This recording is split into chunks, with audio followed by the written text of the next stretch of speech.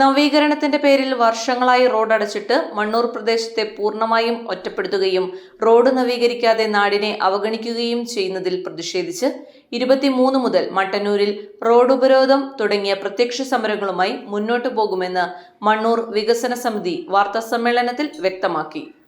2014 October 7 Mannur പാലം ഉദ്ഘാടനം ചെയ്യുമ്പോൾ മലയോര മേഖലയിൽ ഉള്ളവർക്ക് പോലും വിമാനത്താവളത്തിൽ എളുപ്പത്തിലെത്തുവാനുള്ള റോഡ് തുടങ്ങി അനന്ത സാധ്യതകളാണ് പ്രഖ്യാപിച്ചിരുന്നത്. തുടർന്ന് Mannur Mattannur road macadam tarring തീരുമാനിക്കുകയും ആദ്യഘട്ടം എന്ന നിലയിൽ മണ്ണൂർ മുതൽ ഹരിപ്പന്നൂർ വരെയുള്ള 4 കിലോമീറ്റർ പ്രവൃത്തി ആരംഭിക്കുകയും ചെയ്തു. ഇതിനിടയിൽ റോഡ് പല സ്ഥലത്തും തകരുകയും അരികുഭിത്തികളിൽ പലതും നിലം പതിക്കുകയും ചെയ്തു. 2019 പ്രളയത്തിൽ മണ്ണൂർ പുഴയോരം തകർന്ന് റോഡ് പുഴയിലേക്ക് പതിക്കുകയും ചെയ്തു. ഈ ഭാഗം ഒഴിവാക്കി മെക്കാടം പണി തുടർന്നുവെങ്കിലും വർഷങ്ങൾ പിന്നിട്ടിട്ടും റോഡ് പണി മുഴുമിപ്പിച്ചിട്ടില്ല. നാട്ടുകാരുടെയും വിവിധ രാഷ്ട്രീയ പാർട്ടികളുടെയും പ്രതിഷേധത്തെ തുടർന്ന് പൊതുമരാമത്ത് വകുപ്പ് മന്ത്രി അഡ്വക്കേറ്റ് PA മുഹമ്മദ് റിയാസ് സ്ഥലം സന്ദർശിച്ച് പ്രശ്നപരിഹാരം ഉടൻ ഉണ്ടാക്കുമെന്നറിയിച്ചു. ഇതിനിടെ കരാറുകാരൻ പണി ഉപേക്ഷിച്ചു. തുടർന്ന് എല്ലാ സാങ്കേതികത്വവും ഒഴിവായ ശേഷം മറ്റൊരു കരാറുകാരനെ പ്രവൃത്തി ഏൽപ്പിച്ചു. റോഡിന്റെ ഇപ്പോഴത്തെ സ്ഥിതിയും പുഴയുടെ ഒഴുക്കും പരിഗണിച്ച് പ്രത്യേക രീതിയിലുള്ള നിർമ്മാണമാണ് വിഭാവനം ചെയ്തത്. ഇതിനായി പ്രത്യേകം രൂപകൽപ്പന ചെയ്ത പ്ലാൻ പ്രകാരമാണ് പ്രവൃത്തി തുടരേണ്ടതെന്ന് ഉദ്യോഗസ്ഥർ കരാറുകാരന് നിർദ്ദേശം നൽകി. ഉടൻ പൂർത്തീകരിക്കാമെന്ന ഉറപ്പിന്മേൽ റോഡിന്റെ അവശേഷിച്ച ഭാഗവും നീക്കം ചെയ്ത് റോഡ് ഗതാഗതം പൂർണ്ണമായും തടഞ്ഞു. ഇതോടെ ബസ് ഗതാഗതവും നിലച്ചു. മാസങ്ങൾ പിന്നിട്ടിട്ടും റോഡ് പ്രവൃത്തി മുഴുമിപ്പിക്കാത്തതിനാൽ മണ്ണൂർ പ്രദേശം തികച്ചും ഒറ്റപ്പെട്ട നിലയിലാണ്. അത്യാഹിതം സംഭവിച്ചാൽ പോലും രക്ഷാപ്രവർത്തകർക്ക് ഈ പ്രദേശത്ത് എളുപ്പത്തിൽ എത്തിച്ചേരുവാൻ കഴിയില്ല.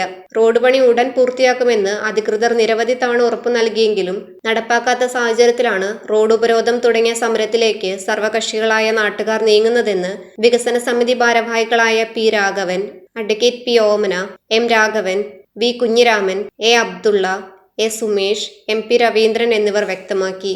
ശക്തമായ സമരം എന്ന് പറഞ്ഞാൽ നമുക്ക് സ്തംഭിപ്പിക്കാൻ കഴിയില്ലേ? PWDന്റെ അവർക്കെതിരെയാണെങ്കിൽ അവർക്കെതിരെ, അവരാണ് ഇതിന്റെ ചെയ്യേണ്ടത്. പിന്നെ ഭരണാധികാരികൾക്കെതിരെ ഞങ്ങൾക്ക് പ്രത്യക്ഷ സമരം തന്നെ ഉപരോധിക്കുക.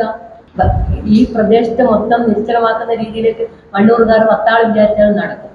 500 1000 ആളൊന്നും വേണ്ട ഒരു സമരം നടത്താൻ. എന്നിട്ട് അടിയന്തരമായിട്ടും റോഡ് പണി തുടങ്ങി ഈ അടുത്ത മഴക്കുള്ളിലെങ്കിലും അതൊന്ന് നന്നാക്കാനുള്ള ഇടപെടൽ മേൽ ഭാഗത്തു നിന്ന് ഭരണാധികാരികളുടെ ഭാഗത്ത് നിന്ന് ഉണ്ടാകുന്നതാണ് നമ്മളുടെ റിക്വസ്റ്റ്. റോഡ്